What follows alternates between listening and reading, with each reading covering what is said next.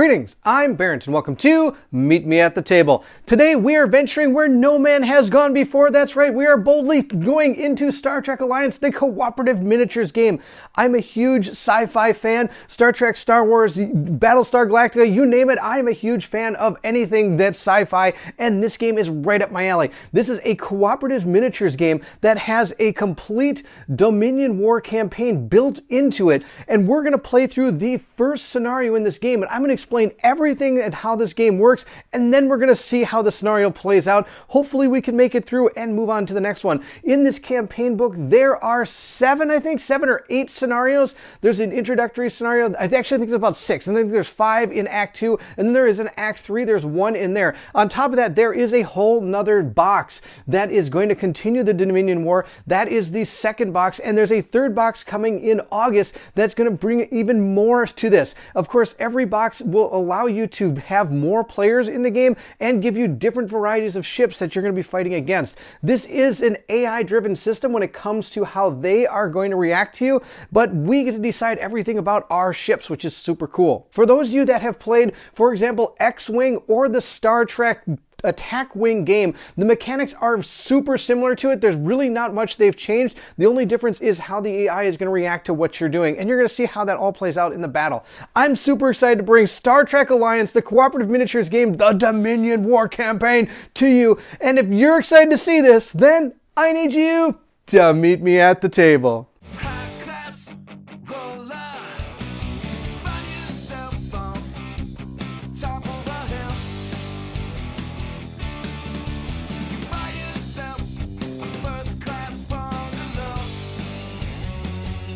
The first thing we're going to do when playing our game is we are going to decide what faction we're going to be. We are going to be the Federation. In the core game, the only thing you really can be is the Federation. Though if you do have attack wing ships, it says you can bring them in, but certain ones need a certain amount of skill that you're going to be able to accumulate during the game in order to bring those ships in, because they just might be a little bit too powerful for the balance of the game, from what I understand, but I could be wrong. Anyway, these are going to be the ships we're going to play with. These are the ones that come in the core game. We have the Excelsior class and we have the Akira class ships. And we're going to quickly go over what you see here, starting with this ship right here. The first thing we do is we're going to grab our captain. He's right here. I haven't named him. We'll have to figure out a name for our captain, but then you have 6 experience points to spend at the beginning of the game. Notice that in this box here, it's blank. A lot of the times there'd be little abilities or something that you might have for your ship, but in this game they are blank. These are going to be the values we have. This is attack, this is going to be evasion, this is our hull, and those are our shields,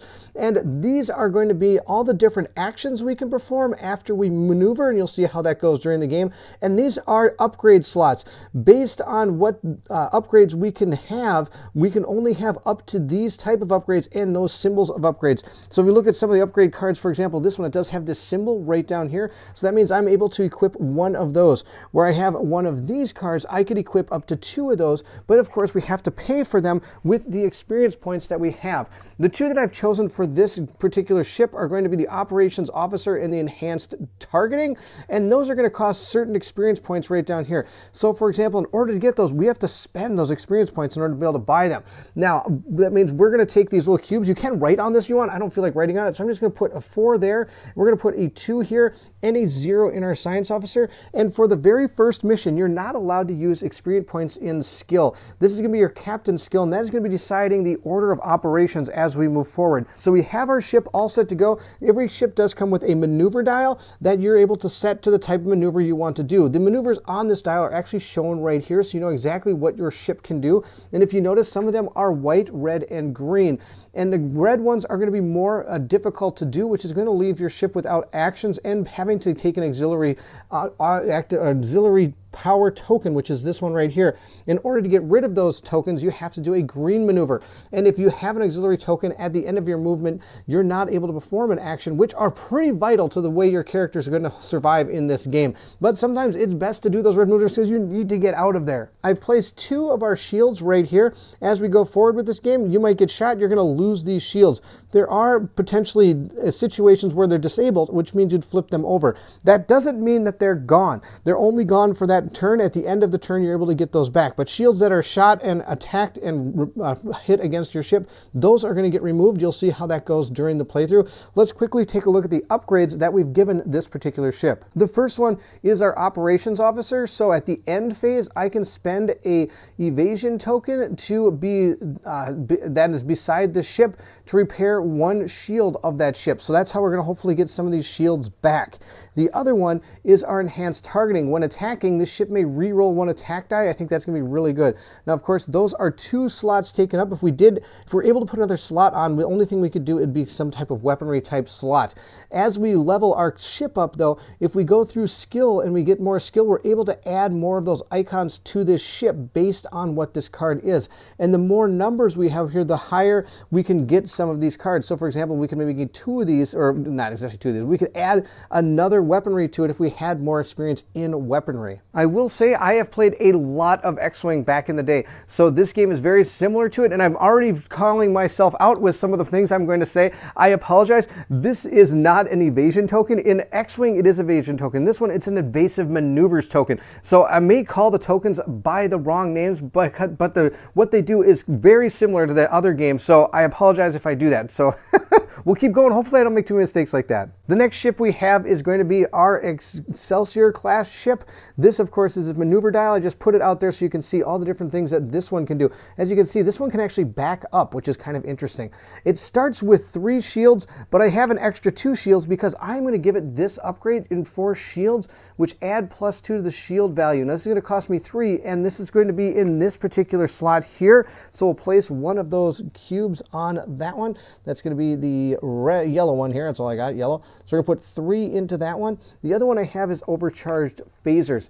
This one, when attacking with this ship, the primary weapon, the roll 1 extra attack die. Now, it doesn't mean I have to be at range 2 in order for this to actually take effect, but this is going to cost me 3 in that category. So I'm going to put a 0 here and 3 here. So we have spent all 6 of our experience points on these 2 particular cards. Interestingly enough, this ship can actually equip a whole bunch of stuff. It can equip crew, technical, and weaponry if it wants to. It has a whole bunch of things on its bar already. So now that we have our 2 ships and we've gained all of our experience points and spent our squadron points, which is what you spend in order to get these cards, we're going to move into the actual campaign. So let's read about what's going on and we'll see if we can make it through. So here's where I'm supposed to do my best Captain Kirk impression, but I'm not going to because I'm not very good at impressions. So it says here, stardate 49427.7. The year is 2371 and the Federation faces a new and very dangerous threat from the Gamma Quadrant. Much is still unknown about our aggressors, the Jem'Hadar. During our last excursion through the wormhole in 2370 to recover Commander Sisko from Jem'Hadar soldiers, the Federation suffered the loss of the Galaxy-class vessel, the USS Odyssey. That it was the result of a suicide run by a Jem'Hadar attack ship only confirms the Dominion's resolve. We still have interest in the Gamma Quadrant and must work to avoid further direct confrontation with the Dominion while we prepare to face this threat. Our first act is going to be a simple patrol introduction. For those of you that don't know, this is the Dominion War, and that is set in the world of Star Trek in Deep Space Nine. I believe the Dominion War starts in season 6, but of course there is kind of an overarching story behind in Deep Space Nine, so it does have some roots earlier in the episodes, and it goes pretty much all the way up to the end from if I remember how the Dominion War worked. But I believe it started in season 6. Could be completely wrong. It's been a while since I've seen Deep Space Nine, and I probably need to go back and watch it because it's one of the greatest Star Trek series when you get to this point. It's like super good. Super, super fun. There's a huge war, and we're about to be part of it. Stardate 4942.7. Congratulations on your promotion, Captain. With the discovery of the wormhole into the Gamma Quadrant and the results of our first contact with the Dominion last year, Starfleet Command has decided to form a special task force. You and several other captains have been chosen for this assignment. Your objective today is to patrol the far side of the wormhole and learn what you can of the Gamma Quadrant. If you encounter Dominion ships, your orders are to stand your ground, but avoid escalating the situation into a major confrontation. Now, each mission is going to have a setup that you have to do, and it'll tell you everything you're going to need to know going forward. For example, the first marker here is A, and that's going to be where our players are going to deploy, so we can deploy anywhere along that line. The next is B, and this is that little white box in there. We're going to place 6 random asteroids, and they must be less than or greater than 2 from the board edge, and they have to be at least one apart, range apart, and I will show you how that works when we get to the board setup. And next, we're going to have to put mission tokens odd numbers and mission tokens even numbers. So there's one D and C. Our mission parameters are as follows. We have to collect sensor data. So we're going to collect at least one of those odd numbers and one of those even numbers from tokens C and D respectively. Then we have to return to the bottom edge of that map, which is the Federation edge, and escape. We're going to get an experience for each mission token we're able to get out, and we're going to be able to retreat if we need to from the Federation edge if things get a little bit too dicey. Maybe only get one of them. That might be okay. And at the end of round 10, if we're still on the board, we automatically retreat. And if anybody is destroyed, they get 1 fewer experience to a minimum of 0, which is super bad. I'd hate to get 0. That's no fun. Now, of course, the success and failure you see down here, that's more story, and we'll read that after the mission is over. Now, this is the cool thing about this game. It shows you how you're going to set up the bad guys, where they're going to be, and what you're going to have to do about them. So we do have Dominion wings coming in. We have 1st, 2nd, 3rd, Alpha, and the 4th wing. It tells you what round they're going to come in. So ours, we're going to have at the beginning here, setup is going to come in on bearing 3 and 4, and their orders are going to be to attack. And it's going to show as a 2-player game, there's going to be one that comes in on 3 and one that comes in at 4. Now, if you own multiple copies of this game and are playing up to, let's say, 4 players over here, the setup for this would be actually 2 Jem'Hadar attack ships coming in on 3 and 2 coming in on 4. And they would be placed in a squad, and that squad would maneuver together until they take hull damage. Then at that point, they would all separate and do their own maneuvers going forward. But until that happens, you fly them as a squad, which is really cool and it looks super neat on the board. Now, of course, we're only playing with 2 players, so we're not going to be able to see that in action, but do know that happens. Notice down here, there is an elite version of these Jem'Hadar attack ships, and this little thing here shows that that type of ship will be coming in. Now, of course, that's going to come in at 3, and we're going to have to roll to see where the bearing for that is coming in. And when I'm talking about the bearings, that's these numbers right here. I failed to mention that when I was originally showing the map. So we're going to have one start here and one start here. These dotted lines are the exact measurements of our range ruler. So for example, this one is going to come in after 3 of these particular markings are there. And I'll show you that in just a second. So as you can see, I've placed our range ruler down, and he is going to come in exactly halfway across this one. So that's where our first person is going to fly in. Now, if we were in a squadron, they'd be put side by side together, with this being the exact middle point of that squadron.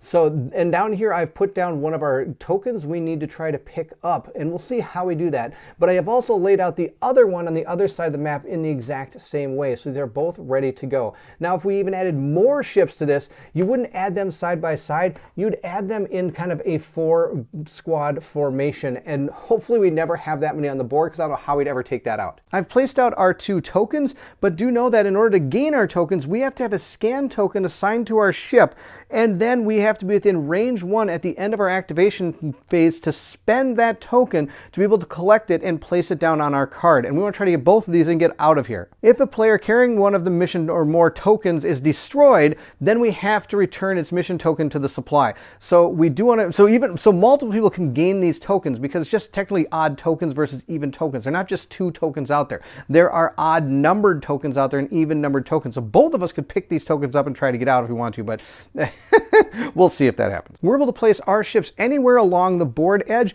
but it has to be, again, within range 1 of this particular range ruler. So I'm going to place our Excelsior class there, and I'm going to place my Akira class over here. We're going to kind of at least fly together the best we can for at least hopefully a little while. And this one has more shields, so hopefully that one can maybe soak up a little bit of the damage, and hopefully this one can maybe take some of these Jem'Hadar out. We'll see how it all plays out. Let's get to flying. Now, not only have I placed out our ships over on this side and our Jem'Hadar ships up there, but I have all the asteroids out there as well, and those, like I said, had to be at least 2 from the board edge and they couldn't be one within each other, like next to each other. So I had to give a little bit of space to them. And I will strongly apologize for the board that you see in front of me. I know in theory you're never supposed to be crossing Star Wars and Star Trek, but sadly with all the X-Wing I used to play, this is the only mat I have that is a legal map for this particular type of game. So I apologize ahead of time. When I bought it, after I did, I should have bought just a straight normal Starfield, but I didn't. I thought it was super cool to have a Death Star out there while I'm flying my ships around, but now looking at it, I should have gone with just a star map. So I apologize for the big giant Death Star and Yavin 4 out here on the board when we're playing Star Trek. I hope you can forgive me and are going to be able to continue watching, even though I have done something that you almost should never do. So there you go. We have our asteroids out there and we have our ships. Now we're going to start flying. We'll go through the order of operations and see how it goes. Don't worry, I'll keep everything panned in really close so you won't even know the Death Star's there. Here's the order in which we're going to be going through our turn here. We're going to start with the reinforcement phase where we're going to place AI ships listed by the mission. Now remember, when we get to like the farther into this mission, when it comes to our turn dial here, like into 3 and 4 or something, we're going to be gaining more ships onto the board, and those are going to come in during the reinforcement phase. Then we're going to be planning. That is going to be where we're going to be setting our dials to decide how we want to do this. Now, of course, this is a cooperative game, so you're going to be able to talk with your friends and figure out what you want to do. Now, if you are playing this competitively, obviously you do not tell each other what you're planning to do because you want to blow them up. Next, then we're going to do our action phase. In ascending order of captain skill, each ship executes a chosen maneuver and then immediately performs one action. And I'll show you those actions in just a second. Once all of the action phase has been completed, we'll go to the combat phase, and then in descending order of captain skill, each ship can attack one target in its firing arc and within range. Then we'll move to the end step where we're going to see if our mission is over. We're going to recover any disabled shield tokens, and those are only going to be the ones that are turned over, not the ones that have been removed from damage that we have taken. Then we're going to remove all the other tokens we did not use during the game, and then ships may keep their shields disabled in order to keep this is what's called a cloaking token. We're not going to be using that in this game. We don't have any Klingons or Romulans or anything, or we don't have the Defiant or anything that has a cloaking ability. Here are 3 of the different actions we can do. One is an evasive maneuver. We can gain an evasive maneuver token, which one we'll place that next to our ship. During the combat phase, I can spend this to add an evasion to the dice, and that is going to help us mitigate damage. When we roll our dice, we're either going to see this symbol, or this symbol when it comes to defending.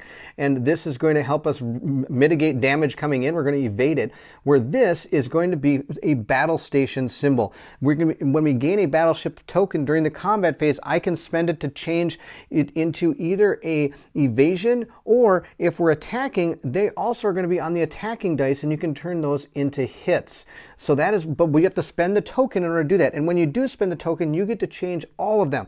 So say you fired this shot and you have 3 hits and 2 of those, you could spend 1 token to flip both of those to actual hits. So battle station tokens are pretty good. Now, of course, there is the other token, the scan token, which we need for our missions. On top of that, during the combat phase, any ship attacked by the scanning ship rolls 1 less defense die. Then we have 1 more that we can do, and that's this. We can acquire a target lock. We'll gain the red version of the target lock, and the enemy will gain, the blue token, and the enemy will gain the red token, and that is symbolizing who you've target locked. And you can place these tokens on any opposing ship within the range 1 to 3 that have been cloaked for more than 1 turn cannot be target locked. And again, we're not going to worry about cloaking ships because we don't have any of those. Attacking a targeted ship with the target lock, you can spend it to reroll any of these attack dice. Now, these are the standard actions you can do. Those cards that we have in any of the upgrade tokens may use these tokens in different ways. For example, we do have this one right here where we could spend of that evasive maneuver token beside the ship if I haven't used it during the combat phase to repair one of the shields on the ship. So there are other ways to use these tokens if you have those in your possession. Also, certain ships are not able to do certain things. This is our Excelsior class ship. It does have all 4 of those that you can do, and our Akira class also has all 4 that we can do. So we are going to be able to take advantage of any of the 4 that I've explained already. there are other ships out there that we could potentially fly that may not have some of those and may have other ones in place of it. Having talked to myself at long length, I think our best bet is just to fly forward. We need to get to this token and we need to get there fast. Remember, I've only got a certain amount of rounds in order to collect these tokens and get back to this side of the board edge. And of course, I don't want to be blown up by either one of these ships. That'd be absolutely terrible. So we have 2 ships, and I think the first thing we're going to do is we're going to fly forward with our Excelsior class ship. We'll just place the dial right next to it. There's different ways you can do that. Some people place this back on top of the card so you have it there. Others place it out on the board. We're going to put it on the board for now. We'll kind of probably go back and forth, and we're going to go forward 4 with him as well. I thought about maybe going 3 because I think I want him to take most of the fire at first because he has those extra shields, but I don't know. I think just getting there as fast as we can might be the best bet. At this point, we're going to have to decide now what the Jem'Hadar are going to do. And going from ascending order, we are going to start with the person with the lowest captain skill, and our Jem'Hadar attack cruisers only have a 1 captain skill, where both of our characters start with 2.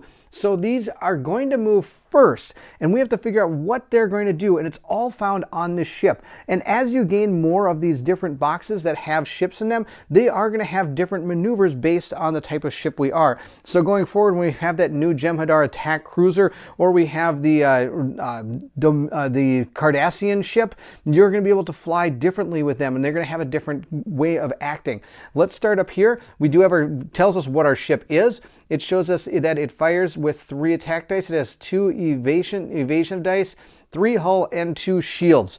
On top of that, now we're going to have to go down the card from top to bottom and see what it's going to do. We'll first choose a maneuver. Identify a target based on mission orders. So the target for this mission is attack. So it's just going to attack somebody. That's the deal. It's going to find its target, range, and direction, then roll on the matching maneuver table table to the right, which is over here. So depending on where the ship is that you're targeting and what arc it's in, you're going to have to roll to see where this ship is going to go. Now, of course, it only shows things on this side. You just mirror it over on this side if they're on that side of it. It's not too tough. And then the next thing we have is we're going to perform the maneuver rolled, and if it's red, we're going to skip the action phase. Normally you would gain one of these auxiliary tokens, but the AI never does that. And it doesn't have too many of these red maneuvers out here. It's usually only the kick turns that it's going to turn it red, according to this. So let's go look and see where this Jem'Hadar is going to move. I've removed one of the ships from it so you can see where all these lines are. So you see the white lines here. Those are the different patterns of places where this ship could potentially be going after another ship. The purple lines here, those are its firing arcs. So if anything's in that arc, is going to be attacked. And of course, we'll be rolling the 3 dice. But to determine where it's going to move, we have to look at the white ones that are going around the ship. This is a big board, so it's hard to show you exactly how this is working. But if we take our measuring tool here, we can see that the first arc is right here. And if we draw the line all the way out, it's going to be our 2 ships are actually falling inside this front arc. I know it's tough to see because they're so far away, but as we get closer to each other, you'll see a little bit more how this is going to work, because you'll see the ships next to each other be super cool and be shooting each other. It's going to be awesome. I hope I win. All right, we're going to roll a d6, which the game does come with, and decide what it's going to do. I'm going to roll it right here and see we got a 6, so we're going to decide where it goes. Now, if you notice, there is 2 different columns that it can go with. The first column here is if one of the ships is within range 1 or 2 of this ship. And it is not, it is way farther away. So it's 3 or farther away. It's going to use this template maneuvering system up here. So a 6 does mean that it's going to go forward 2. When you're moving ships in this game, you're going to take your template, lay it against, you're actually going to hold down the ship. That's so nothing moves. It's a very intricate system where it comes to how realistic and how close you have to get this to precision. We're just going to move it like that, pull our template out, and it is done. At this point now, we have to figure out what the Jem'Hadar's action is going to be. So first, we're going to remove any auxiliary tokens. If you have any, we don't. We're going to gain a battle station token if you have a shot. He does not have a shot at anybody. So the next thing is we're going to gain an evasion if the enemy is within range 3. It is not. We're going to fix any critical damage cards. So if we look at our cards, I did not mention this, there is a damage deck off screen.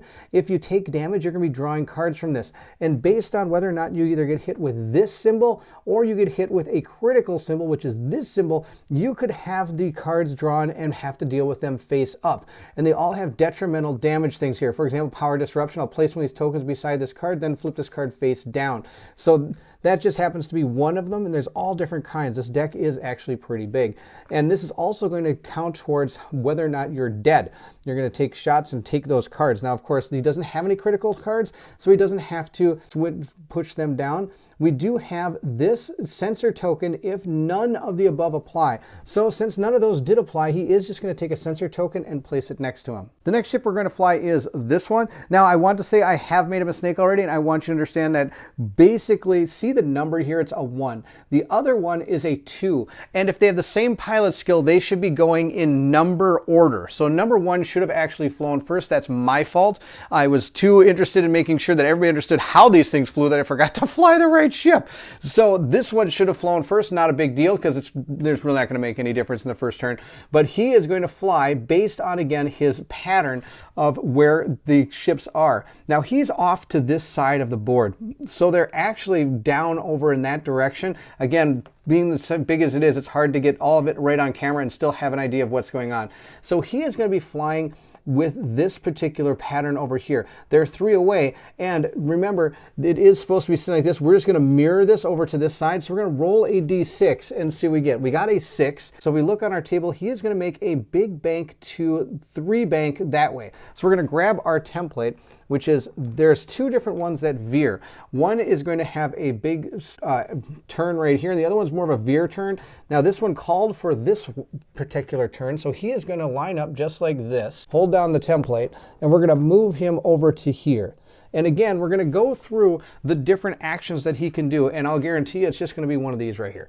There's nothing he can see. There's nobody within range 3. He doesn't have any damage tokens, auxiliary tokens, and he doesn't have to fix any damage. So he's just going to take one of these sensor tokens. I wish I had a sensor token and that'd be that close to this thing. Oofta, that'd be really good. My turn would be over. Having moved both of them, we're now going to go to the next pilot skill, which would be 2. That's our 2 ships. Now, of course, both of our characters have the same pilot skill. Going forward, though, if I gave experience points to this one's skill, he could go to 3 and this one would go to 2. And at that point, then, this one would have to move first before this one. But since they're the same, we can again decide who we want to have go first and move that person. Now they're both going forward 4, so it's not really that big of a deal at the very beginning, but as we go forward, it might. So we're again going to hold down our ship. We're going to put our ruler right up next to it, fly it into its new little place, and call it a day. At this point now, we are going to give it an action token, and we can choose to give it either a target lock, a battle station token, an evasion, or we can give it a sensor token. Now, again, we're going to have to see if we can hit any of these people, and we're going to use this range rule to see if we can. I can guarantee you from what I'm seeing on the board, we can't hit anybody. So it's kind of a moot point what token we're going to give him, but we'll just give him a sensor token for now. We're then going to move our Federation class ship, this one right here. We're going to move that one as well. We'll put our little thing, handy dandy thing down and fly it up there just like that. And then we're going to give it another token here. I'm not the steadiest flyer. I apologize. So you might see me kind of they might be bumped a little teeny bit, but that's okay. You get the idea. So we have our 2 ships have flown. They've gotten their tokens. That's going to be the end of the turn. And that is because, as you can see, we're going to take our shot marker here. It's actually supposed to be this side to see if we can hit anybody. And if we look here, range 3, there is nobody within range 3. Nobody can take any shots. So that's going to move us to the end of the turn. Since we haven't finished our objective, we're just going to start by removing all of these tokens, and we're going to start again in our at the beginning of the next turn. We're going to take our die and move it up to number 2, which is going to symbolize that we are moving to round 2, if I can find it. There it is. And if we look at our sheet, nothing, if I remember right, comes in until number 3. We don't have to worry about that. So if we look at our book here, we have nothing coming in until 3, and even then there's nothing. So technically we don't have anything until turn 3. Turn 2, nothing comes in, but turn 3 we will have a new ship. So at this point we are going to go to the planning phase, since the reinforcement phase has nothing to have come in. And I think again we're just going to fly forward with 4s. Let's go get these guys. hopefully we can take out one of these before that other ship flies on the board, because the more, you don't ever want to be outnumbered in starship fire combat. We already know that's usually a bad thing. So we've put our dials down, our planning phase is over. So now we'll move into the action phase, and we'll start again with the Jem'Hadar ships, but we are going to start with the right one, which is going to be that one. We're going to start with the correct one this time. And again, looking at it from here, we're going to see that this is going to veer out about that far. This is going to veer out about that far. So he is going to be trying to get to the people using this particular pattern over here. So we'll roll our dice right down here and see what we get. We've got a 3. So again, if we look at our ship here, a 3 is going to be right here. He's going to do a bank 2. So we're going to grab our bank 2 token, and I'm going to keep it a little bit farther away so maybe you can see a little bit more of how this works, because it's hard to really visualize where the ships are when you're not very close to each other. So again, we're going to scoot that right up to the ship. We'll see if I can actually do this with still being within the camera confines here. We're going to put it right there, just like that. And at this point, we're going to give it another one of these tokens because there is nothing that it can target right now. The next ship is going to be this one. And again, if we look at this white arc here, we're going to see that this ship is within its front firing arc. This is not, but it's going to choose this ship to see what maneuver it's going to do, because that's the one it could attack technically easier. So we'll roll up our die, see what we get, and see where he's going to go. He got a 1. So at this point, if we look at the forward-facing one, a 1 means he's going to go forward 4. So putting his template down here, forward 4, you're going to see that he's going to cross onto this asteroid here. He's going to land there. The Jem'Hadar are not going to want to land on objects like that. So in this game, instead of being stuck with the maneuver they've chosen, since they are an AI, we are stuck with the maneuver we've chosen. If we fly poorly, too bad for us. We're going to have to suffer the consequences. Now, if you do fly over a ship, a thing like that, you're going to have to roll the die and see if you take any damage based on the roll of the die. On top of that, you're not allowed to take an action because you've been using your ability to try to not get hit by the asteroids. These are all asteroid fields. So not to take any damage, he's going to prevent himself from doing that. He's going to do what's called veer. So he's going to either veer in this direction or this direction. He will always veer using a template 1 or 2 lower in retrospect. So say he was using this token and it would have landed on 1. He would then switch to this token, the 3. That banks farther so he wouldn't hit the asteroid. If you're going forward, they're going to turn to one of these type of templates and move away from this asteroid. And you're supposed to grab the one that is the same speed as what you're doing, but since there's no 4, it says the next one in line. So 3 is the closest we can get to that 4 straight, so we're just going to line this guy up and fly him over here, just like that. So he veered around that asteroid, and since there's nobody around him, he's going to take one of those tokens. Sadly, I didn't realize he'd veer around that thing. I was planning to drive up and shoot him. We're going to go forward 4 with both of our ships. I'm going to use this one first. He's going to fly up right here. I'm going to throw him around. We're going to fly him right there. Now, if we look at his firing arc, we can take this line right here and draw it out. He doesn't have anybody in his firing arc, which is too bad. I was really hoping I'd have had that guy to be able to shoot at, but I don't. So we're going to give him one of those tokens. Next, we're going to fly our other ship up 4 as well. We're going to put his little token, his little template dealie right there. Fly him forward 4, just barely missing that asteroid. Now, interestingly, his firing arc is a little bit different. If we zoom in, you're going to see that his firing arc is technically a 90-degree arc. Or 180-degree arc, I apologize. So he can actually swing out and try to hit this guy. So I'm going to give him a battle station token, or I could give him a target lock instead. It's up to me. Now, if we want to, I think we're going to take the battle station token, mainly because I have a plan. Probably not good, but we'll see how it goes here. And that's the token I'm going to take for that particular ship. Just to show you why is I think he is also going to be able to fire at me as well. So if I don't use this during my attack step, I could use it during my defense step. That's why I've done it. Now, target locks don't go away like the other tokens. So if I did give this guy a target lock and I didn't use it, he would keep that target lock until I decided to spend it. With the maneuvers complete and all the actions taken, we're going to move into the combat steps. When determining the order of combat, you're going to go from the highest pilot skill to the lowest. So the people that are better skilled pilots and captains have a better chance of taking out a ship before it may even be able to attack. So the first thing we're going to do is decide what target we're going to shoot at. We're going to shoot at this one. That's the deal. And now we have to measure from the edge of our ship to their ship. And he is going to be at range 2. Which means I'm not going to get any extra attack dice unless they fall within range 1.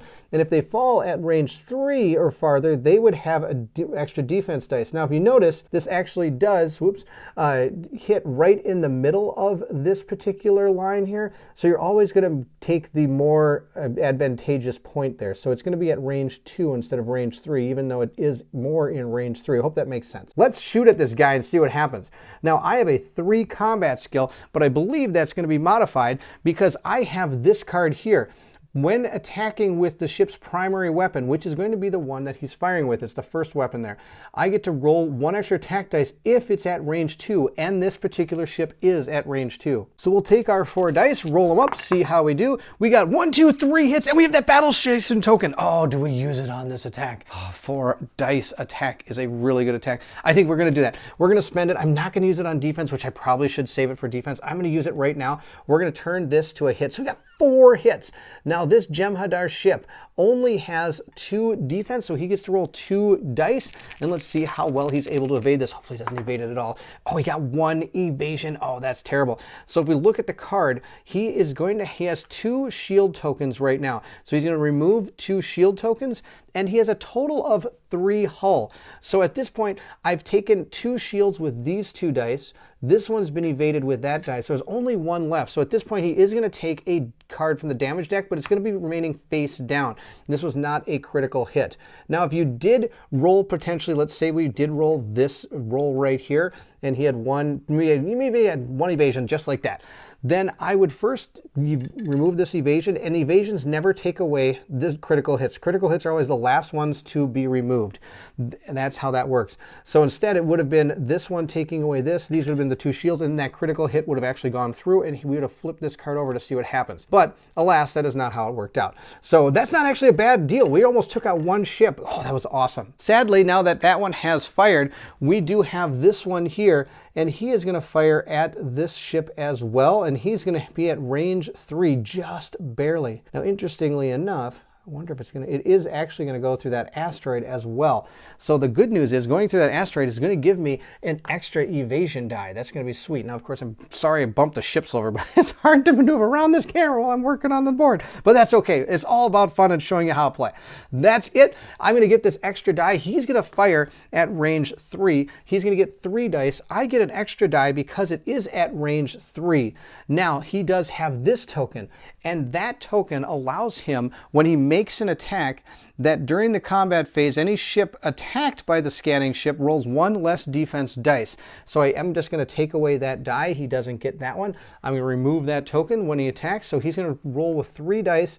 And then I'm going to get the extra 1 from the asteroid, and I do get 1 from my ship already. So I have 2 defense dice versus 3. Hopefully he misses. That'd be awesome. I'm just going to roll all the dice at once. You don't need to. You can roll them individually, and actually you should roll them individually now that I think about it, because there's a whole order to how this goes, and I should explain this. The first thing we're going to do is gather up our attack dice, roll them up, and we got a hit and a battle station token and a miss token right there. And the reason that matters is because if you roll them all at once, you wouldn't know if you should use your battle station token or not. The order of operations here is you're going to roll the dice, then you're going to attack modifies the dice, and since he doesn't have any way to modify his dice because he only had that 1 token, that's the end of that step. At this point, I'm going to roll my now at this point, the defender can now modify the attack dice. So say it had some type of ability or a token that could potentially turn this to a miss or something, I could do that at that point. But of course, he gets to modify them first. Then I get to roll my defense dice. And since he's at range 3, I get an extra die, and I get a die for my ship. And like I said, he's firing through the asteroid, so I get an extra die. Because of that token, we only get 2.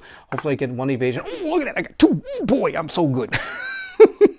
that says here now I would be able to modify my defense dice, and he would then modify them after I did. So say I had this and I wanted to flip it to a battle station token, I could use my battle station token to flip it to that.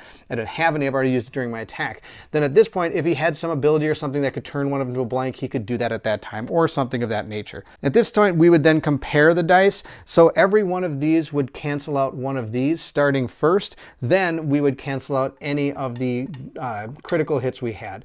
Like I said earlier, then the criticals will be canceled out. If there's still, of course, any damage left after all that's done, you would start taking damage like you saw previously. And if it goes against up above their hull value, they are destroyed. And if you have the same pilot skill, they do get to fire back because it's a simultaneous attack. Now, in this particular situation, our pilot skills are all higher than theirs, so there's never going to be really any simultaneous attacks going forward in this game. We'll move to our end step and we'll just clear out the tokens that we did not use. And we'll move into the next part, which is going to be our reinforcement phase. And we are moving into round 3. So moving into round 3, it does say that we are going to get another Jem'Hadar ship, and it is going to come in with a roll. Let's see where its bearing is. We'll roll it right here. We got a 1. So he's going to come in over on this board edge. I've laid our template out on the board, so we're going to take our ship and put him kind of right halfway between that, just like that. So he's ready to go. If we look at the ship here, this is going to be a little bit more powerful of a ship. It already has a captain skill of 4, so it's going to be going first in attacking and moving last. It says here, when attacking during the modify attack dice step, if this ship has a battle station token beside it, I can convert one blank to a hit as well. So not only can he use the battle station token, he's also able to help when he has a full-on miss. This guy is going to be deadly. So we'll plan again, and we're going to plan on flying together so I don't die. I think we're going to try to get that token this turn. And so our Excelsior class ship, I think, is going to do a 3 maneuver in that direction. Hopefully missing the asteroid. I'm not sure if I'm going to. Well, I have not flown ships like this in a long time. Believe it or not, back when I played X-Wing all the time, I actually could pretty much lay out where I would go and miss those asteroids by like centimeters, or even millimeters. But not anymore. I can't remember how bad these templates are going to affect me. I'm going to also bank with this one as well. So they're both going to kind of veer in this direction and hopefully pick up that token along the way and maybe take out one of these 2 Jem'Hadar ships. Now we have to see what our Jem'Hadar ships are going to do. Our first one is right here, and those guys are right in front of him. So he's going to roll this up, and he's going to see how far they're going to go. Now he is at range 3, so he's still going to use the back part of that card. He got a 6, which means he's going to go forward 2. So we'll grab our 2 template and see what we can do with him. Hopefully he doesn't hit that asteroid. Actually, I hope he does hit the asteroid and see what happens here. So we're going to fly this guy forward 2. Now, interestingly enough, I think he's going to hit his other friendly ship here. Now, if these hit other ships, which, yep, he did, he's going to have to back up along his thing until he comes to where this thing actually hits, which is right about there. And he's going to stop. And if you hit another ship, you don't get to take your action, from how I understand it. Now, the ship would not veer in this instance because they only veer if they're going over an obstacle that would cause them to take damage. Now we'll see what this particular ship does. And again, if we look out from where it is, it's going to be coming out of this arc right here, which is going to be the back one right there. Now he is at range 2 this time. So he's going to roll this up and do a range 2 maneuver. He got a 5. So if we look here, the 5 is going to be a 3 bank in that direction. That's not a bank, it's just a flat on turn. So we'll put our template down and move him. He's going to move right here, which is fun. Now, he doesn't have a shot, I don't think. Maybe he does. Let's look. Now, one thing you can invest in when you play a game like this is a laser pointer that can actually go right off of these things. And I have a laser pointer. I don't know where it is. I lost my laser pointer.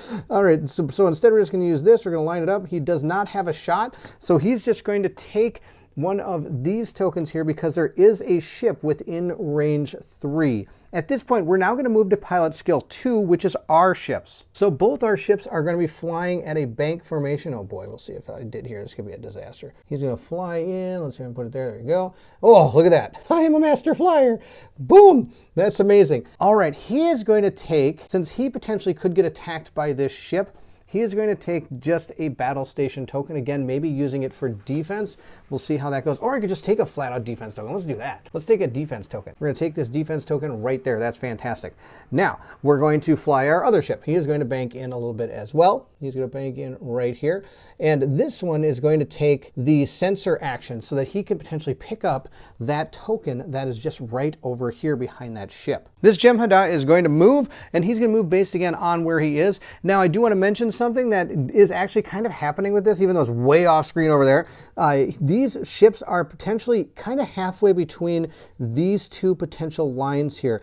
And to decide which way this one's going to go, it has to do with the facing of those ships. Now, since those ships are flying in this direction, it's going to benefit more from using this side of its arc here to decide what it's going to do, as opposed to the straight one. So it's going to use that one. Let's roll it up, see what he does. He got a 4. So if we look at that one, that is going to be the 3 bank in this direction. Now, hopefully he doesn't hit that asteroid. We'll have to switch up his maneuver here.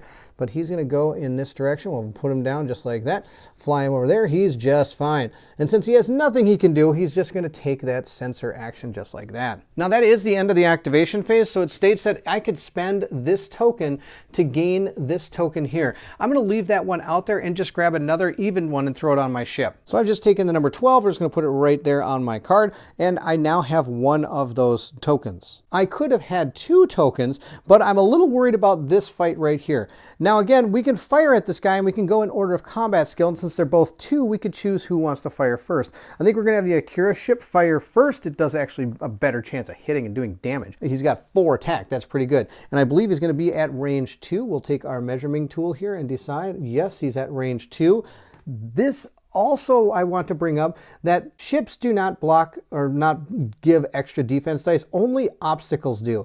So firing through this ship isn't going to add any defense to his rolls, as opposed to if you fire through potential asteroids. And these mission tokens also do not affect any of the dice rolls as well. I get 4 attack dice. We're going to roll these up and see how we do. I did absolutely putrid, but I do have an ability that allows me to re-roll 1 die. So far we only have 1 hit. We do get to re-roll 1. Let's see how it goes. I got a combat. That's not going to help me at all. So I only did 1 hit. Barf. All right, let's see how he does. He's got 2 defense he can roll. Let's see what he does here. Cancel out. Nothing happens. Our next person to fire is going to be that Excelsior class ship. And the Excelsior class only has a 3 attack, but he is at range 1. So he's going to get to add 1 more die to the attack. So he's got 4. Now, sadly, this is not going to come into play because it is a range of 2. So I don't get the extra 1 from there. But 4 is still going to be hopefully pretty good. Let's roll these up and see how we do. We got 1 hit. Again? Oh boy. All right, well, this guy gets 2 defense dice. Let's see how that goes. He blocked it. All right, this is blocking the critical. And again, I did nothing to that ship. That's terrible. Now it's going to fire back. It's at range 4, and he's going to fire at the one that's the closest to him. So he's going to get a range of 4 here. Let's see how this goes. He's going to roll these up, and he got 3 hits on me. That's out of control. I only get 1 defense dice. Oh, barf.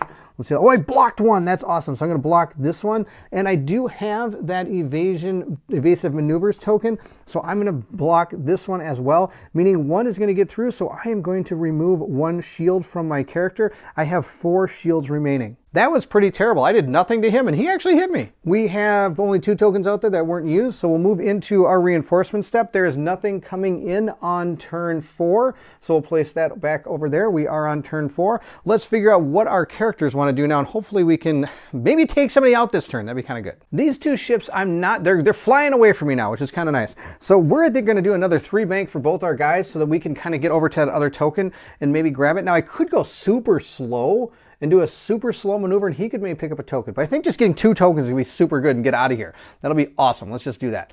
Let's get, actually, no, I think we are going to go super slow. I'm going to make him go super fast. He's going to go super fast. He's going to go 3. But this one is going to turn at a 1. It's going to make him just go 1 because that way he might be able to stay within range 1 of this token here. Actually, I'm going to go forward 1. There we go. Just like that. If he goes forward 1, he'll only move about this far, and he'll probably still be in range to be able to get that token, where this one's going to turn, oh, he might run into him. That'd be terrible. That'd be super terrible.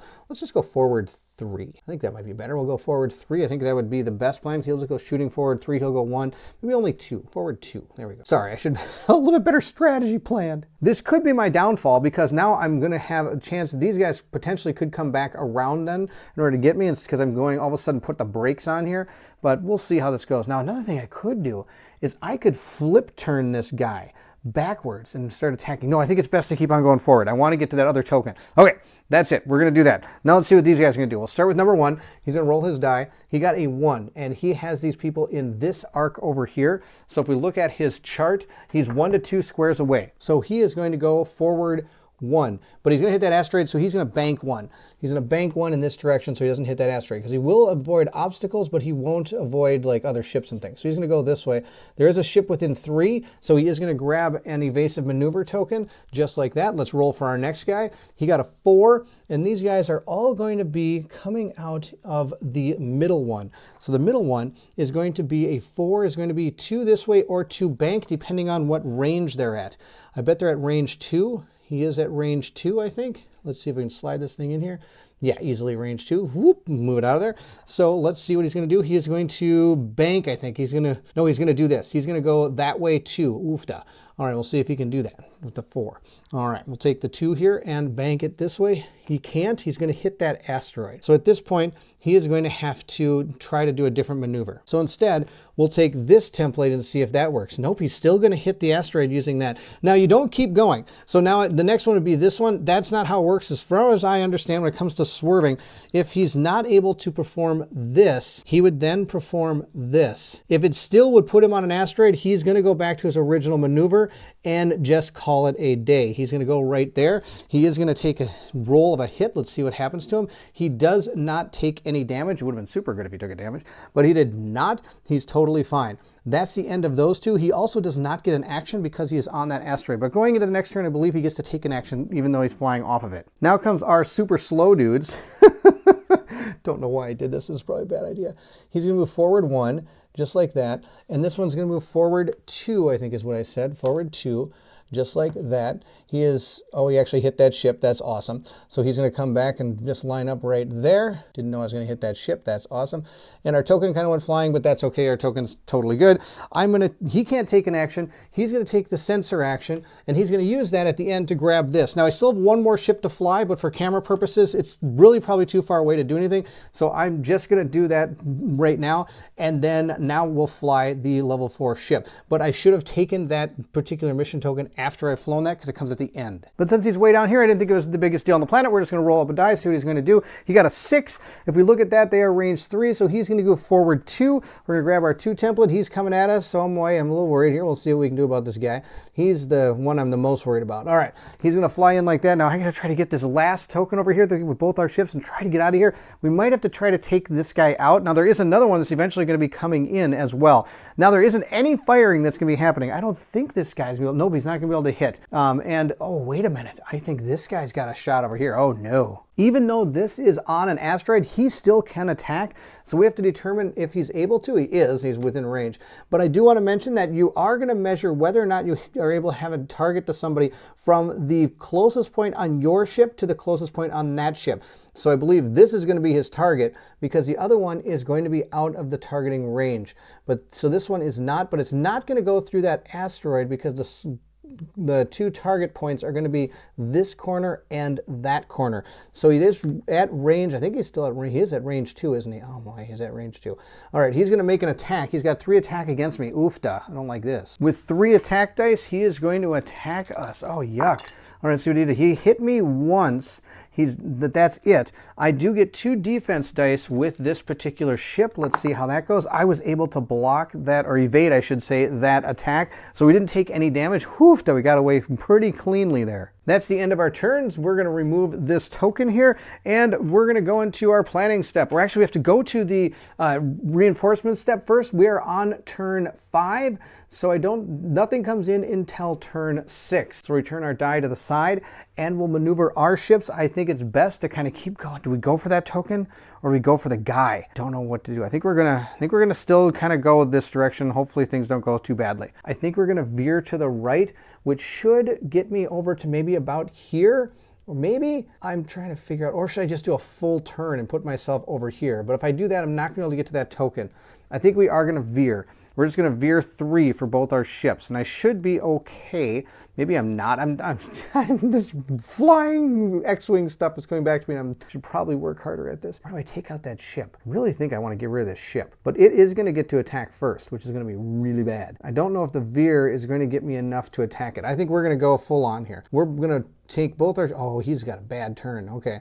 He's going to turn 3, but this one I think is going to, he can turn, oh no, he's got a bad turn too. Yuck. They're both going to fear 3. That could be worthless. This could be the end of the game because I could be totally bad at flying. All right, we're going to fly with these guys first because that's the deal.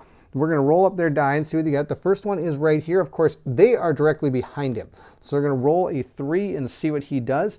They are at range 1 or 2. So we'll look at the one from the back.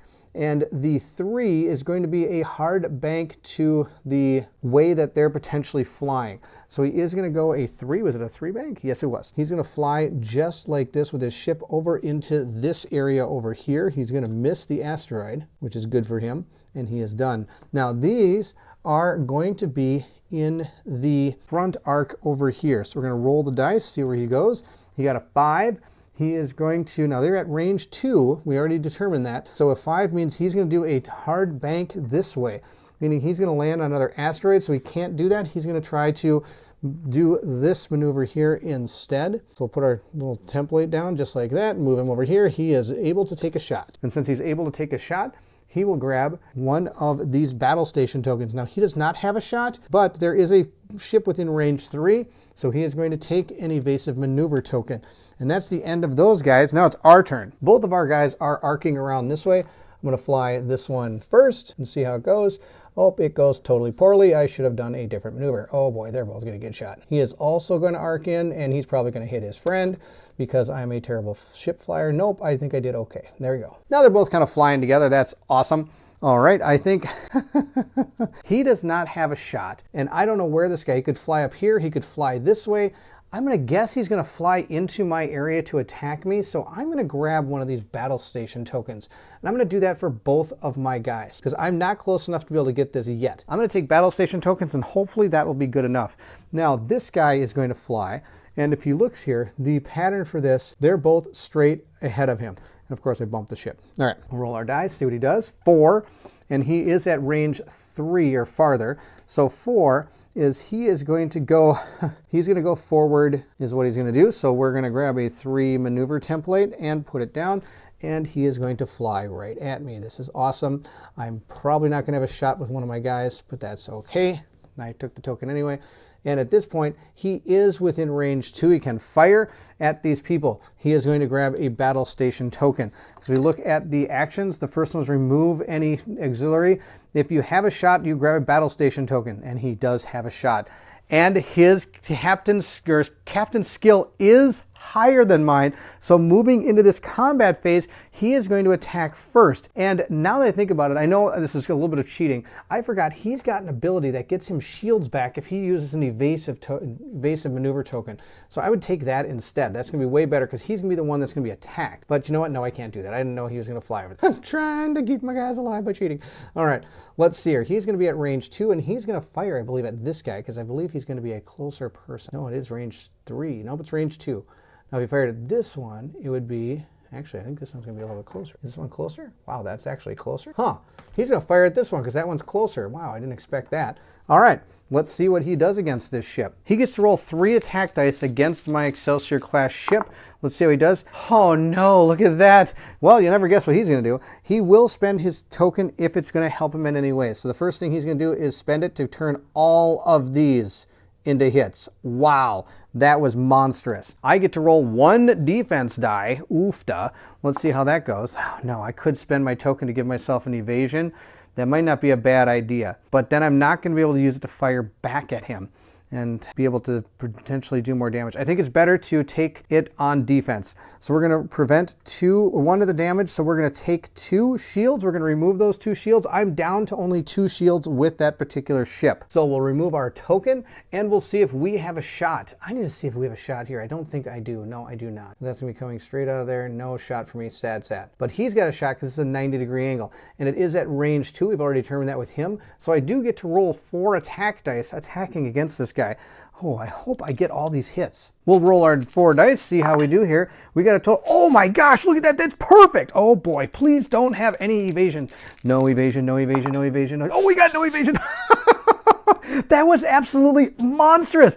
Oh, what a great shot coming through. All right, none of this is going to matter. I'm going to do 4 damage. Oh, super good. The 4 damage I'm going to do, the first 2 hits are going to go against the shield tokens. So we're going to remove those 2 shield tokens.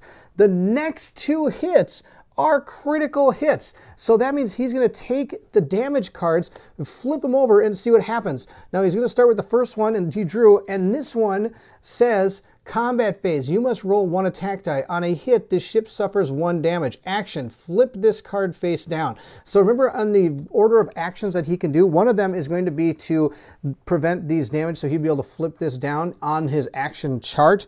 But that's going to be farther down the line. He's actually going to try to probably do some tokens to help him shoot first. His second one is this one.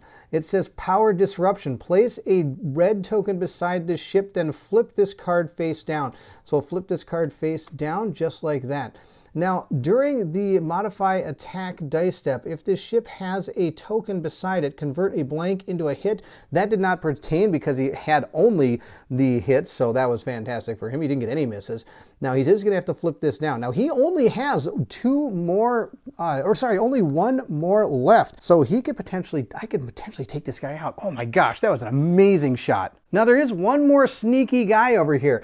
Let's see if he has a shot. He does not have a shot, but he was really close to getting a shot on my guy. We're going to remove our tokens because that's going to be the end of our turn, or I should say the attack step. We're going to move into the end step here, and then we'll move into our reinforcement step where a new ship is going to come out onto the board because we are now moving into turn 6. Looking at our book, we're going into round 6, so the Dominion 4th Wing is going to come in on a random bearing. So we'll have to roll that in and see where it comes from. We'll take our die, we roll it in, it got a 2. Oh, of course, it's going to go right over here, right on my guys. Oh no. Looking at the board, we still have 3 Jem'Hadar ships out there, and I don't have any more models. In this particular situation, you're still going to place the new ship. To do that, we're going to remove one of the enemy ships, and it's going to be the one with the fewest total shields and hull remaining. If there's a tie, then the enemy ship that is the farthest from the player ship. So he's the farthest from the player ship, this one right here. But this one has the least amount of hull and shields. So this one is going to be the one that is going to be placed in that new area. And believe it or not, that was actually super, super good for me because that was the big Jem'Hadar attack ship that was coming in with the pilot skill of 4. So instead, now this number 3 is just going to be a regular Jem'Hadar ship. But he does come in with all of his stuff. So it was kind of nice that that one left, but also we almost had that one dead. So here we got a new ship coming on the board, but the only thing out there now are pilot skill 1, and there's not superpowers on them or anything at all. So it's our turn to figure out what we want to do. And I think what we're going to do is, again, we're going to veer 3 over into this direction here. I know we're doing a lot of veering, but it just kind of works because we're going in kind of a big circle to collect these tokens, and we're going to try to get out of here. That's going to be the deal. I could decide to barrel right into the middle of this board and try to take out one of the ships, but I think veering is going to be the best plan here because I think we can get close enough to that to get another token. Of course, we do have to watch out for this sneaky, sneaky guy coming in here. So we're going to veer with both our guys. Hopefully we don't hit each other. And now we're going to see what these guys do, starting with number 1. And number 1 is right here. We're going to roll the die. He is facing so that the middle side is going to be the one we're going to use. He's more than 3 spaces away, so 5 means he's going to bank in at a 3. Yeah, that's what I was afraid of. They're all going to start getting really close to targeting us. Oh, look at that. He's going right around that asteroid. Oh, super flying with a Jem'Hadar. That's awesome. And he is able to take a shot, so he is going to grab a battle station token.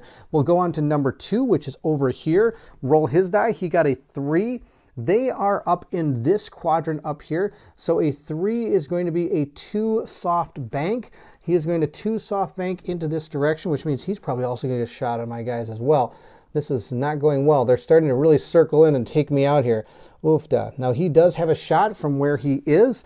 So he is going to take a token for his battle station. Now, I'm sorry I'm so panned out here. We'll get a little bit closer. We've got our ships next. We get to fly ours. I'm going to fly the Galaxy class ship first, or Excelsior class, sorry, not the Galaxy class. Fly him first to right there.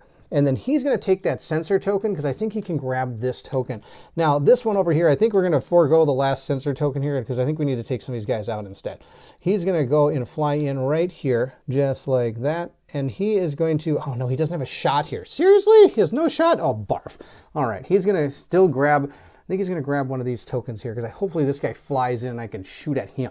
That was my plan. Speaking of flying in, it's his turn now. Oh, it's not. It's not his turn. He's not the Super Jem'Hadar. He should have gone before these guys. So they were still in the front when he made that? No, I think he'd be over here. I think they'd be on the side arc. Nope, they'd be in the front arc because it'd be a half and half. We'll just go with it. 2. Let's see what he's going to do. They were easily 3 away from him at the time of when he did this. So 2 would have been a forward 3. And that's the difference. If you have higher pilot skill, you're able to react more to your enemies.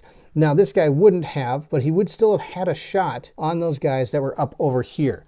So he is going to take that battle station token just like that. Totally fine. And that's it. That's the flying. I apologize. I should have moved him first before I moved those ones. At the end, he is going to remove this token, and he is going to gain a mission token of the odd variety. We'll put that on his card. That's the end of the activation phase. Now we're going to go to the combat phase, and I get to fire first. Now, the only person I can fire at is this guy. With this guy, I can only fire at this one. He does not have a shot over here at this guy because my arc is not going to hit it. So what we're going to do is he's going to fire first. I'm going to choose him to fire first at that guy. I get to use 4 dice because I am at range 2 still. I'm not at range 1. And we'll see how we do. I get 4 dice, and I can re-roll 1 die. Hopefully these are all hits. Ooh, I like what I see so far. I get to re-roll 1 into a hit. Oh, that's 4 hits. That's perfect. Oh, boy. Super good. He has 2 defense. He's going to roll up his 2 defense dice. Come on, blanks, blanks, blanks. Oh, he got 1. All right, he is going to remove 1 of these, and he's going to lose 2 shields. Number 3 is. So he's going to lose both those shields, but he's going to gain a critical damage card because these 2 would remove the shield, and then this one would cause the damage. And it says, Warp Core Breach, planning phase. You must roll an attack die. On a critical, the ship is destroyed. Oh my gosh. Action. This game, ignore all text on the Warp Core Breach damage cards other than the text of this action. This ship cannot perform a maneuver with a speed greater than 1. Wow, that is a brutal card. Oofda. The next ship to fire will be this one. He also has pilot skill 2. I could attempt to take this guy completely out of the picture. Or I could fire at this one. This one is yet to be hit, which means most likely this one is going to be able to withstand all the damage and be able to fire back. I want to get as little shots of me as possible, so we're going to fire over here and try to take that guy out. This attack is going to be, is it a range 1 attack? It's going to be a range 1 attack, so I'm going to get an extra attack dice. We'll roll our 4 dice. Hopefully we can take this guy out. I only need to do 2 more damage, I think. He's got a total of 3 hull, and he's taken 1 critical damage. Come on, let's get this guy. We got 1, 2, 3 hits. This one I can't use. That's okay. I get to roll up his defense dice. He gets 2 defense dice. Let's see what he does. He only got 1. He can flip this, but sorry, buddy, that's not going to help. He's able to turn that to an evasion, which is going to get rid of this one. But look, 2 more damage cards are going to go through, meaning this guy has taken 3 total hull, including that critical hit, so he is done. When a ship is destroyed, you just remove the ship from the board immediately. All its tokens are gone, and you take all the damage cards you have and just put them in an face-up discard pile to the side. I also put the ones from the ship that was hurt earlier into that discard pile as well. We're not fully safe yet. This thing now gets to fire at me. Let's see what it's going to be at range 1. I know that, but is this one close? Yeah, it's going to fire at this one for sure. It gets to fire with 4 attack dice. It normally gets 3, but it's at range 1, so it gets an extra die. Oh my gosh, he hit me really good. I took 4 hits. I only have 2 defense dice. We'll see how this goes. Hopefully I can block something. I'm only able to block 1. So we're going to get rid of 1 of those, but look at this. This is going to be absolutely terrible. This guy only has 2 shields, so the first 2 are going to get rid of the shields, and the only thing left is a critical to damage me. I don't know. I don't want critical damage cards, but here they come. We have got ourselves, when this ship executes a maneuver that causes it to overlap another obstacle, the ship is going to suffer 1 damage. Now it overlaps a ship or an obstacle. Oh boy. Okay. That's no good. Now, I only have 4 remaining, and I can't get rid of this card. There's not like an action that can get rid of it. So we're kind of stuck with this. We need to try to get out of here. That's why I wanted this guy to get shot. But I guess on the flip side, he would have had the same thing happen to him. And he's even got less defense over here. Oofda. Moving into the next round, we don't have any more reinforcements coming in. We are at turn 7, so we do have to get out of here. We only have till turn 10, and then we have to flee. I think I'm going to forego this token with that ship. I'm just going to try to get out of here. I think that's the best, especially since I've already got a critical critical damage on my ship, and that's no good. Now, we don't want to die. We don't lose any of our ships. Losing ships is bad. Oh, but you know what they say in Galaxy Quest, never give up, never surrender. So we're going to set our dials. I think what we're going to do is we're going to do a 4 straight with my Excelsior class ship, because if I try to bank, I think I'm going to run into this thing. So he's going to go 4 that way. This guy, on the other hand, is going to go 3 this way. He's going to try to get into this area right there. Now let's see what our Jem'Hadar ships are going to do. This is number 1, so he is going to activate first. I am actually on the side. So let's see what he does. He's going to do a 4. I'm on this side. So at a 4, he is going to try to 2-bank into me. And sadly, that is actually going to hit my ship. So he's going to just kind of ride the wave here until he hits my ship. Let's, I don't know, horrible here.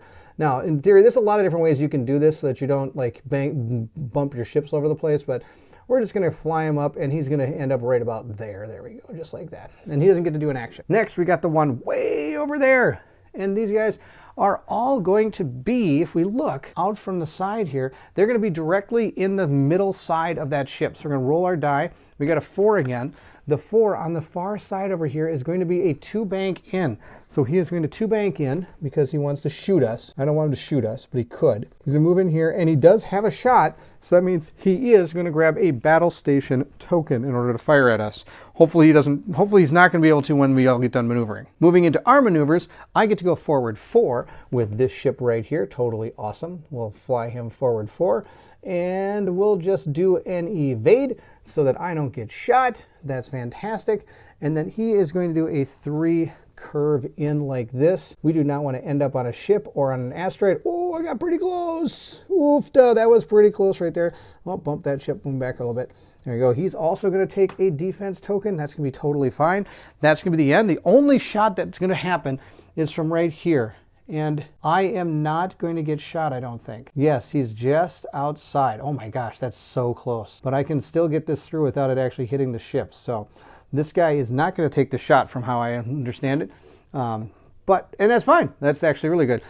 Man, that's so close. I think I'm going to give him the shot anyway, just to, I guess when in doubt, you should always let the AI get a shot on you. Besides, more dice rolling, more fun, right? This ship gets 3 dice to attack with, and that's it. So we got, wow, 2 criticals. Oh no, that's going to be really bad. I get 2 dice normally to evade, but I am at range 3, so I get a 3rd die. And so hopefully I can evade some of this. We'll see how it goes. Oh, good, I was able to evade it.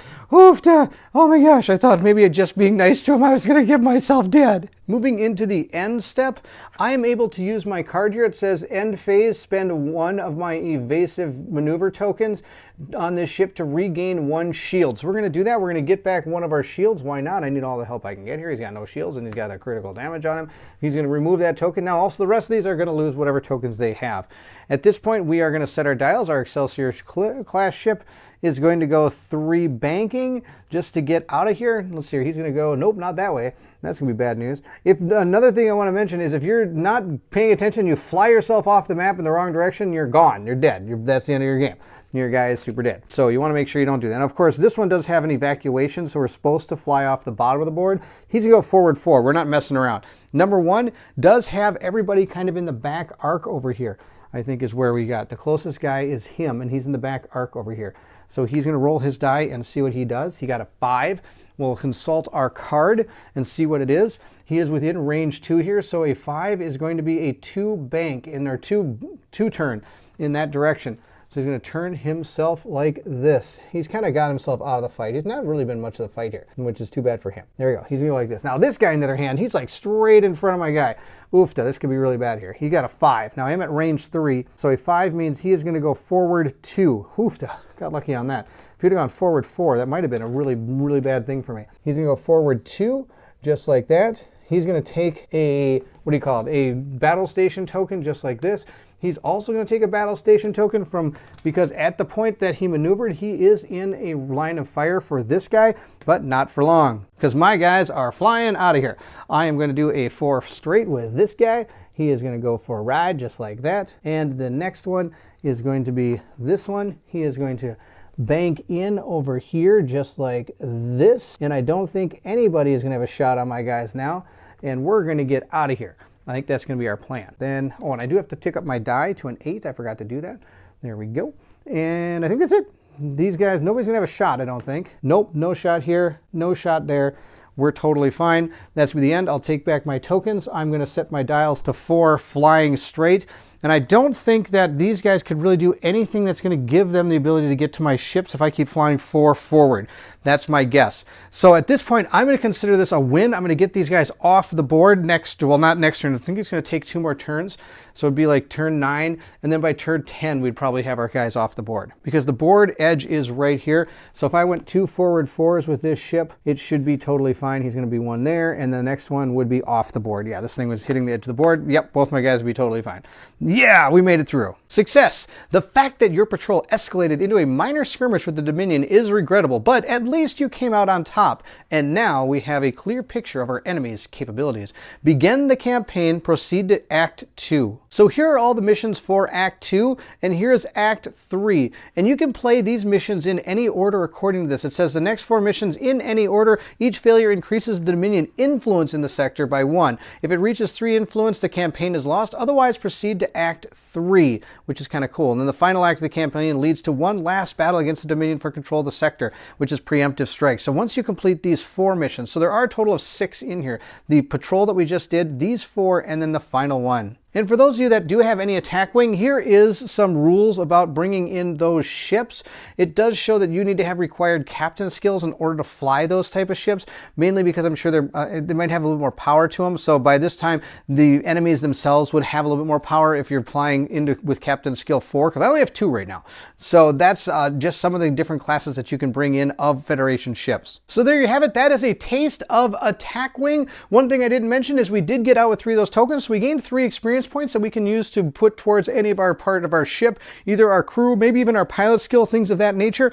But we're going to be moving into more of this game later on this year. I just wanted to quickly show you what this game is to give you a taste of what is to come. And like I said, hopefully in August, Colin and I might be able to get some of this to the table and be able to show you more. Of course, that could change. We might get to it faster because this game's super fun. I really like flying around these ships. Oh my gosh, it totally brings back so many memories of how much X-Wing I used to play back in the day. Oofta, this game is super fun. I hope you enjoyed the playthrough. If you did, don't forget to like, subscribe, and hit that bell symbol so you know when more games come out. Also, please feel free to leave anything in the comments below. I would love to hear from everyone. Now, if you're seeing this over at the One Stop Co-op Shop, you'll find the rest of the playthroughs in August over on my channel, Meet Me at the Table, so please feel free to check those out at that time. We're also a lot of fun stuff over there. I do some live playthroughs with Colin every Monday, and we try to do a live painting episode every week as well. So there's a lot of fun things to do at Meet Me at the Table. I'll put a link to my channel in the description of this video. Please check it out. Again, thank you so much for watching Star Trek Alliance. And like I said, if you're interested in this type of game, I know X-Wing also has a fan-made scenarios. It's not